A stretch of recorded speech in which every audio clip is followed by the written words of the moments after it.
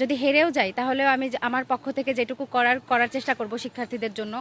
আর যদি জিতে যাই তাহলে তো এটা মানে আল্লাহ প্রদত্ত একটা হচ্ছে হবে, ক্ষমতা হবে, যেটা আসলে আল্লাহ তো সবাইকে আসলে সব দায়িত্ব দেয় না, আমাকে তখন একটা দায়িত্ব দেওয়া হবে যেটা আমি হচ্ছে ফুলফিলভাবে ইনসাফের সাথে করারই ট্রাই করব, সেটা যে সমস্যাই হোক না কেন। মেয়েদের হলের বেসিক সমস্যা হচ্ছে ক্যান্টিনের একটা অসুবিধা আছে, যেখানে দেখা যায় যে আমরা অ্যাকচুয়ালি খাইতেছি বাট সেটা স্বাস্থ্যসম্মত হচ্ছে না।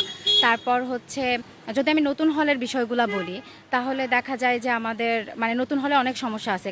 বিল্ডিংটা নতুন করা হলেও তার মধ্যে যে কত রকম ফল্ট আছে সেটা যারা ওখানে থাকতেছে তারাই বুঝতেছে। যেমন হচ্ছে আমাদের এখনও আমরা হয়েছে 1 বছর হয়েছে জাস্ট আমরা নতুন হলে উঠছি, বাট এখনই সব কিছুতে সমস্যা। আমাদের দেওয়াল থেকে পানি পড়ে, রুমের মধ্যে পানি চলে আসতেছে, ওয়াশরুম ঠিকমতো ইউজ করা যাচ্ছে না।